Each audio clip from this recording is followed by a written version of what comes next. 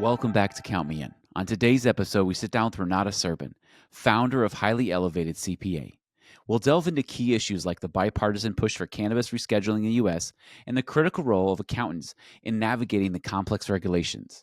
Renata shares her insights on the medical benefits of cannabis, especially for cancer patients, and the ongoing battle against outdated stereotypes. Plus, we'll discuss the potential future changes in banking and legislation based on the U.S. elections. Join us for an enlightening conversation on the evolving world of cannabis.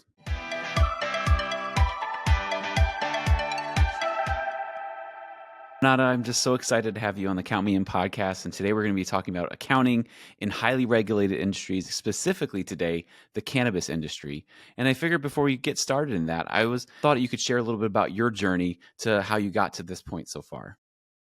Well, Adam, first of all, thank you so much for inviting me for this podcast. It's an honor to be here. Never miss an opportunity, for any podcast to kind of voice my opinion. And I think it's a great initiative. I really appreciate that. Well, my background and my career journey is very unorthodox, right? I wasn't born here. I came here in 2007. I'm originally from Kazakhstan, which is a country in Central Asia. And my family is also a very diverse background, right? My dad was always into sports, and my mom, she works for the city agency. So my dad was always pushing me into sports and be best at sports, and my mom was always pushing me, to be best at school. That's why I have a brown belt in judo and summa cum laude in all my education. And back home, I got a degree in chemical engineering simply because the economy of my home country is heavily based also on oil and gas. So chemical engineering was very, an intuitive choice. When I come here to the US in 2007 to really kind of learn English and get some education, because American education, especially when it comes to business, is top of the line. I chose the career of, the career of accountant because I just knew that in order to continue in chemical engineering, it would be just so much harder for me. That there was a language barrier, and most of the good schools really in chemical engineering are somewhere in Texas. So being in New York, the logical choice was really to choose career in accounting. It was also very, practical profession. I knew I could always find a job, and it was just like so easy for me, like math, debits, and credit. It was just so easy for me to understand. But, once you start really pursuing the career, when you're an immigrant, right, it's a little bit different battle you have to face, right? You really have to be like 2 steps ahead of everybody else. I knew I need to get all the way in my education. I knew I need to get certified management accountant, certified public accountant, master's degree in accounting, get a combination of private and public accounting experience, to kind of set myself apart. That was always my goal. And it looks like so far, I'm the founder of my own practice, Highly Elevated CPA, providing accounting and consulting services to cannabis operators in New York and New Jersey. And that's really was my path coming all the way to this point, like very long journey, very hard. Oh yeah, I'm sure that there was a lot of ups and downs through that whole journey, but Yeah. it's great to hear how you got to where you were, and running a successful business right now is a really awesome thing in an industry that is kind of just burgeoning in the US because, it's obviously, if anybody follows the headlines in the US, it's still illegal federally, but at a state level, state by state, they're legalizing it. So there's a lot of room for gray areas. So, what drew you to the cannabis industry, and what about it keeps you going in it? Because it sounds like it's a fascinating thing to get started in. It is, and a lot of people really don't know that, before the prohibition back in the 30s, cannabis was totally legal, and it's really, and then it was kind of like a reversal where, prohibition was over, and then cannabis all of a sudden, got criminalized, and that's how we get there. Like, I think it was a really big mistake. I think there was a lot of politics involved at that time. How I got involved into that, very easy. Cannabis for me is the medication.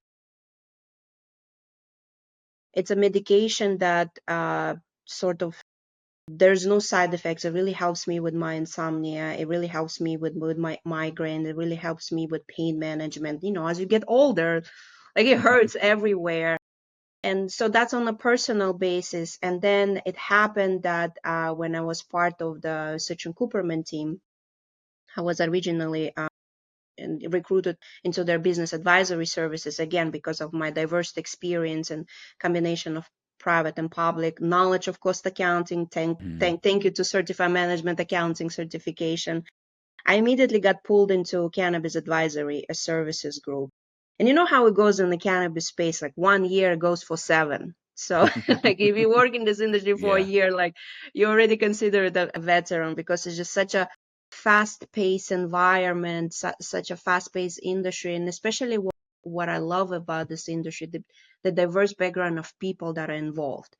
I work a lot with doctors. I work a lot with cancer patients, survivors. Cannabis helped them a lot going through chemo. A lot of my clients also disabled veterans. Cannabis also helped them go through their pain and disability. And it's really, I think that there's just like so many stereotypes in this industry, and just due to lack of knowledge what exactly this plant is and how it affects our body, and that common perception about the stoners and stuff. But if you think about it, if you're drinking and if you like overusing it, like nobody talks about that, but for some reason. So I think it's also a lot about stereotypes, and working in a highly regulated industry presents a lot of challenges, of course, but that's what makes it a very specialized niche. You really have to know the regulations of the states where you're operating. We all know on the federal level it's illegal, but it's really heavily driven by states and the regulations of the states. And as an accountant, as a very qualified accountant, you really have to know the regulations in order to properly advise your clients. Ever since I started to be involved in this industry since 2021, like ever since, like as I said, 3 years, like times 7. I'm going to celebrate 25-year anniversary next year. Well, it sounds like there's a lot you have to wade through as an accountant. So when you're in this type of industry and there's not a lot of guidance, like federal guidance, there's not a lot of state guidance. There might be a little bit at the state level, but there's not a lot of guidance. What skills and frameworks should accounting teams kind of rely on to make sure that you're doing things properly? Because in a lot of places it's cash only, and it's not like all these great newfangled systems can't count cash for you. You know? Yes, so that is true. There's really really not that much guidance. I mean, the entire tax framework for the tax preparation of the cannabis operators is really 77 words of the 280E section of IRS code, and the key tax court cases. And that pretty much it. So what skills you need is really like research. The research you have to know all those key court tax cases, and to start a kind of making a conclusion based on the judge's ruling. You have to do the research and kind of take very conservative position to make sure that the client is protected. And the cash, yes, it's a very cash intensive industry, and like because it's federal illegal, there are not that many banks that are willing to serve cannabis operators. But there are still some solutions, cannabis operators, that they're always finding a way. They're very adaptive. But there are some banks that still bank. Little by little, there's more banks that are coming on board. And I think also, especially in light of current talks of rescheduling, I think people are talking more about it. In like both of the presidential candidates sort of seem to be in support of the cannabis rescheduling, so to say. Yeah, it's really a lot of research, a lot of reading. We also, as a chair of the cannabis committee of the New York State Society of CPAs, it's a lot of also sharing of experience, right? It's like, how do you handle this? Like, how do you approach? Why do you approach it this way? Just like really speaking with other practitioners specializing in this as well. That's pretty much it. It's not like there is one book you can read and know Of how to course. do it. No, it's not. Yeah, it sounds like networking with other people who are in the industry is a great way to learn.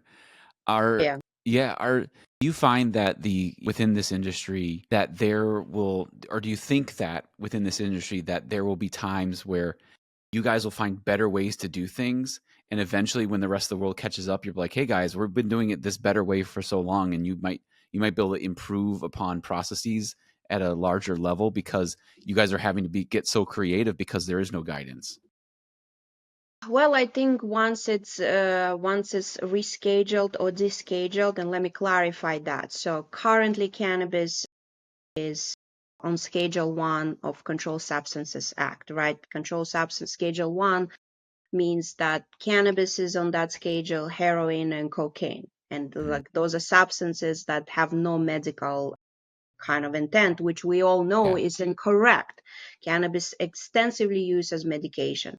Mm-hmm. When it will be rescheduled to Schedule 3, which there are also a lot of medications that would require medical prescription, 280 wouldn't apply.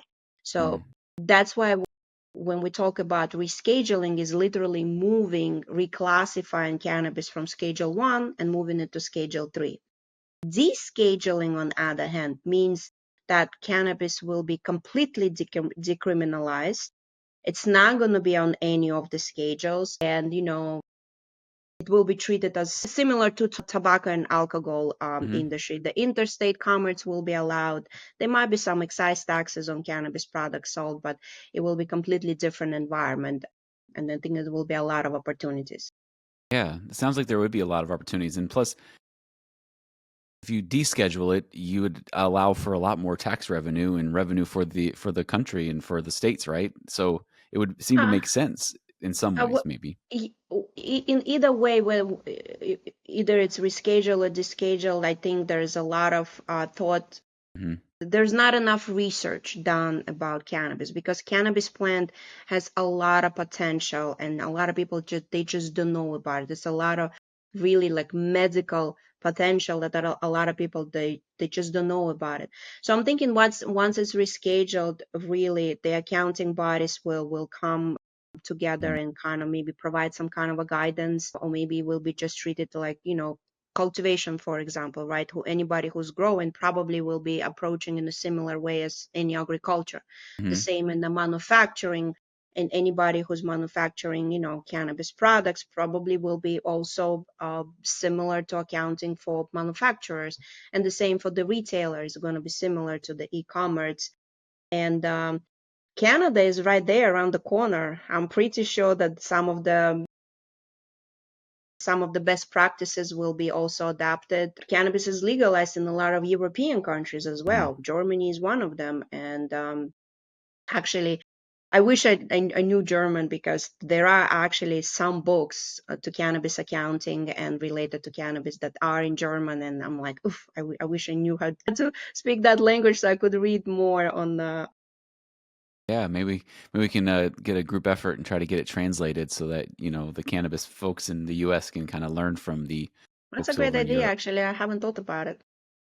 Yeah. So when you're an accountant within this realm, so you were just talking about how like when they finally make decision to deregulate or schedule it differently, it'll probably just fall into the same counting practices within those industries. But it sounds like you, as an accountant, you kind of have to be that consultant, that business partner with the organization because people are starting new businesses just like any other business. You need to have somebody who has sound financial sense to kind of help guide the organization.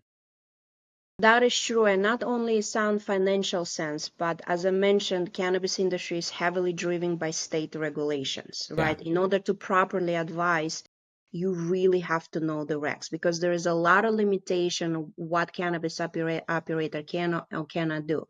Like for example, when somebody like in New Jersey, right? Like when somebody is applying for micro business license, you can only hire 10 people. So immediately, the limitation on how many people you can hire or have on the payroll, limitation on how much product you can produce or how much product you can purchase, limitation on the size of the store that you can have. There are a lot of limitations related to advertising. Mhm. That's why networking events are so popular among cannabis industry, because that's really where you get to know people, where a lot of companies get to showcase their product. And when accountant really knows the regulations, that's when the value of the strategic advisor and the management accountant really comes in. You have to know the regs of that particular state, because when you know the regs, when you're looking at the numbers, then you can immediately say, like, you're doing something wrong, you're doing something outside of the regulations. There are constant reports that both states and some of the municipalities of some of the states, for example, in New Jersey, they're requiring financial reports. They're requiring, all the records to make sure that they are getting their tax revenue, because it's all about taxes. Like the states are really getting a very good share of taxes, and there's a lot of that money going into rebuilding the communities. But yes, Yeah. cannabis accountant truly is a strategic advisor and consultant. What are some ways that you've been able to kind of help organizations when they're getting started, getting into the industry? Because you've told me that there's a lot of compliance. Like there's this industry has amazing with their compliance. Like everything's tracked and regulated to a T. Especially in obviously in this area, the one you're familiar with. But that the rest of the industry is very much similar to that. Can we talk a little bit about that compliance and how important that is? Yeah, interestingly enough, like a lot of people, like they don't even realize how much compliance is involved in the cannabis space, and many cannabis operators, because there's so much compliance involved, they are very much on top of their records. They're very much on top of all the operations, because they are obligated by law to follow that. Like, for example, every cannabis operator, like from seed to sell, and that term, what it means is that starting from the cultivation activity, when you just plant the cannabis into the ground, you're actually assigning an ID to that plant, and that plant has a tag. It's sort of like a passport, right? And every time when you're moving that plant from the veggie stage to harvest and to trimming and then into production, you have to tag it and tag it and tag it, so anybody who comes, they can actually trace literally from seed to the final cell. And I don't believe any other industry have that compliance. It's a tremendous system that a lot of states are using. They call it track and trace. So every time when the operator, have a license, and whether it's cultivator, manufacturer, or retailer, they have to have all their products tagged. Like, for example, most of the states using metric system. New Jersey uses metric. New York, for example, using BioTrack. California is using metric. Pennsylvania, I believe, using MJ Freeway. These are all computerized platforms that essentially track the movement of cannabis products within the space. Yeah. And a lot of people really don't know about that. And the same when it comes to the banking, right? A lot of banks that serve cannabis operators, they also require additional reports, right? You have to show them how much sales you made, what exactly you sold and to whom, and to really just to make sure that there is no product going outside of the legal operations. And it's a lot of compliance. That's why we as accountants and also a lot of attorneys, we just it's a really good niche for us to advise them, to help them. Because again, like the risk of audit, like there is a saying in this industry, like it's not the matter of if, it's the matter of when. You Yeah. will be audited at some point. You will be audited either by federal government, by state, or local. So that's why we always have to be audit ready. It's just like overall state of mind that a lot of accountants have when they operating with cannabis operators. Of course, there's also another issue that prevails. There's a lot of small business owners that kind of just they trying to get on track with selling cannabis products legally. Obviously, there is still a lot of black market involved, Yeah. and a lot of people like, okay, we got to make it right. And especially, what's the difference between cannabis that is sold on the black market versus what is sold in legalized, licensed store? Is the quality. Because every product that is being sold in the cannabis store is being tested for all the chemicals, for the concentration of the THC. And that when you buy a product from the licensed dispensary, it's a clean product. It's like, any other chemicals, it's a clean product. And when you're buying something on the street, you really don't know what you're buying, even though it's cheaper, but it's also much more dangerous. And that's really like like you really have to teach a lot of startups how to run a business. They know how to grow, they know how to sell, but you really have to explain to them. You have to have people on payroll, you have to pay payroll taxes, you have to have this insurance, you have to do this, you have to do that. Is really teach them how to run a business. I found myself a lot in this situation, but Yeah. It's like you're no longer you're no longer the accountant. You're suddenly becoming like the operating officer or like the chief consultant, where you're kind of showing them the ropes of things. Yes, and like I guess we have to come up with some kind of a term that is appropriate. I don't know, accounting strategic officer or There you go. something like that. Because again, it's not just about the compliance, and there's this common perception about that we accountants are just commodity. And it always bothers me. Like we're not a commodity. We people who save you, who keeps you out of jail for non-payment of taxes. We keep you safe. We know the regulations, we know how to do tax work, we know how to do a test work. And because we know that, that's when the value comes in. That's when we can actually advise you how to do better within the limits of the law. And a lot of people, they just don't know what they don't know. And my role is always Mhm. like I have to explain and educate people on that. So in such a fast-growing industry, there's a lot of, especially in places that are recreationals becoming available, like places like New Jersey, New York, though they recently happened, and all these places are popping up, and then the next day you see articles in New York City, the mayor was burning tons and tons of illegal cannabis.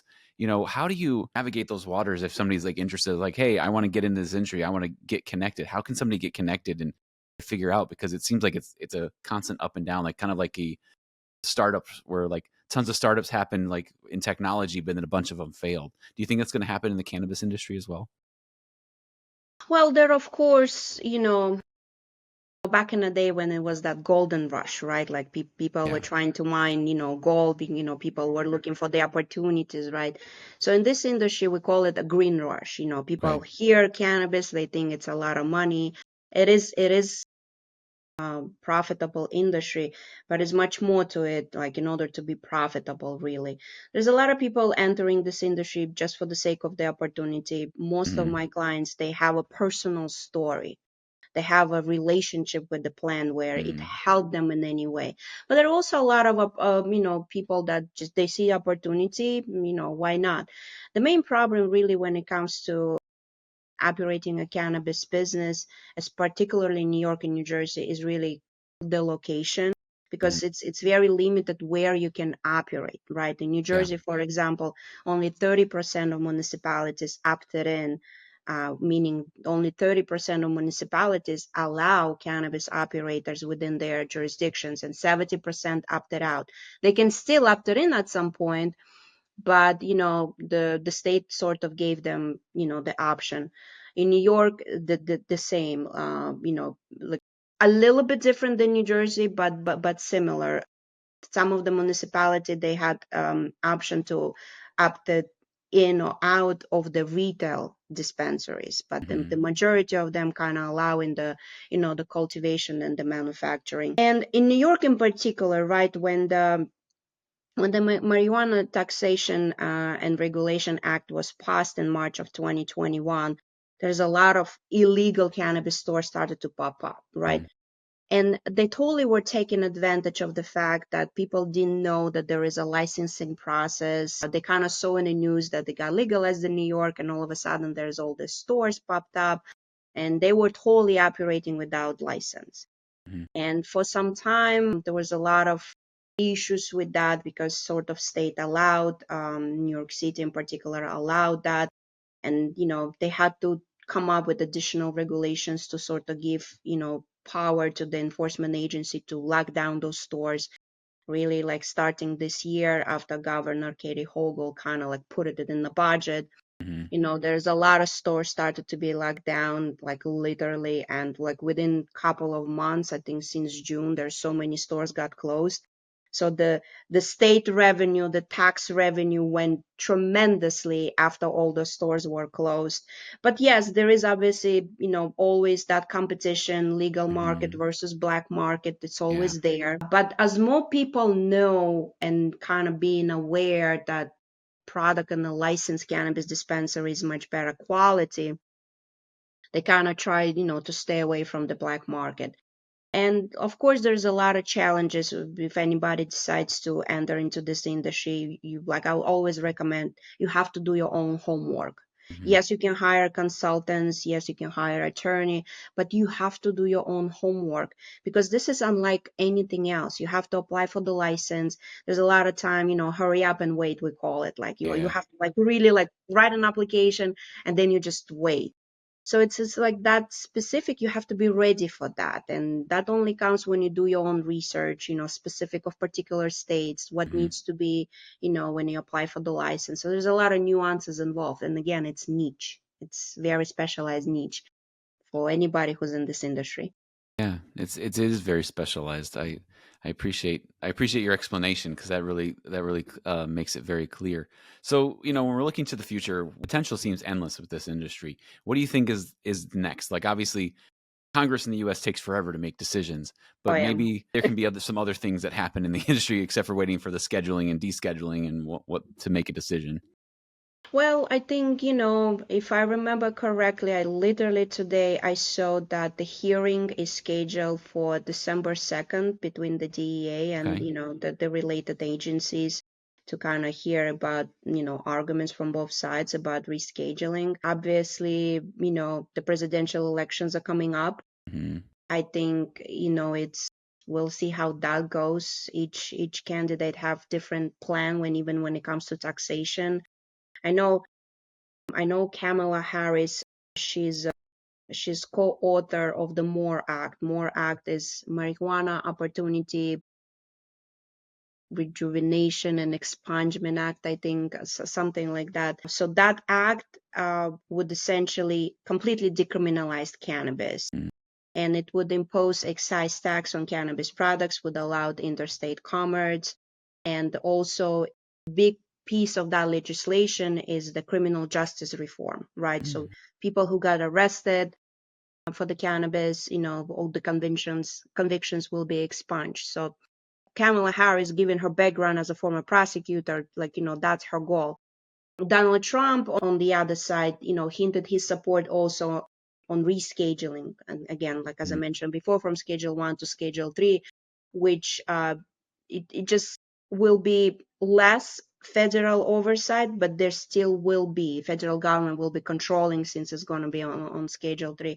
But nevertheless, when politics are involved, of course, they're going to meet somewhere in the middle. I think like something's going to happen no matter which presidential candidate will be the next term. I think there will be more movement towards positive, towards, maybe something related to banking, because again, it's a big issue within the Yeah. cannabis space. Maybe some additional regulations, loosen up and allow better access to banking. But we all wait for the at least rescheduling, because that way the 280 will go away. Mm-hmm. Because 280 only applies to Schedule 1 and 2 substances, and Schedule 3 obviously doesn't apply. So I'm very excited for the upcoming, elections. I actually registered to vote. wasn't really much into it, but I think now it's time. So I recommend that anybody else also to kind of contribute their vote. Some people might think, my vote won't make a difference, but then add 5 million who think like that, and then if you can change their mind, no, your vote is matter. I think that's important as well. But regardless, I think the positive change is coming, no matter who the president will be. That's good. It's encouraging to hear, especially since if you look at research that was done outside of the United States, there's been so many benefits that have been outlined, especially medical research and stuff like that. And because it's been on a Schedule 1 for so long, people haven't been able to participate or do extensive studies. And so hopefully the deregulation helps and people can actually see the medical benefits for this, for this beautiful plant that grows in the ground, because I think we're robbing people for not allowing them to have access to it, to something that's been so helpful to so many. I agree. And again, cannabis is a very, very common among cancer patients, especially, especially for kids that are undergoing chemo, because all the, painkillers that would help you kind of, mitigate the pain from chemo. They all have terrible side effects. Mm-hmm. And a lot of parents who unfortunately have sick kids that are going through leukemia or through some other, pain, like they heavily using cannabis as alternative medicine for them, because that's the only one that really helps them calm with the pain and with the sleep. And I truly hope that little by little the stereotypes will Mm-hmm. change, and the federal reform hopefully will assist in that. Yeah, and if you look at the propaganda from the 30s, I think a lot of our stereotypes still stem from that propaganda, which is terrible, and it's very much something that happens in the US way too often. That propaganda from years and years ago still affects people's mindsets today. So hopefully we as people can evolve and grow beyond propaganda that doesn't say anything true. Yeah, and interestingly enough, I read the history of that. As I said before, alcohol was completely, Mhm. banned. Yeah. Cannabis was available, and then they kind of, sort of find an alternative evil. Okay, let's make cannabis now, prohibited. Hmm. And ever since, it was totally utilized in the wrong direction. It was like a political tool. And it will take some time, obviously, to break those stereotypes, but the positive change is coming for sure. Definitely. Well, Renata, thank you so much for coming on the podcast. This has been a great conversation. Hope you guys check out what Renata's doing, follow her on LinkedIn, and connect with her. And we hope to have you back to talk about this topic again as the industry constantly changes. So thanks again for coming. Thanks for having. This has been Count Me In, IMA's podcast, providing you with the latest perspectives of thought leaders from the accounting and finance profession. If you like what you heard and you'd like to be counted in for more relevant accounting and finance education, visit IMA's website at www.imanet.org.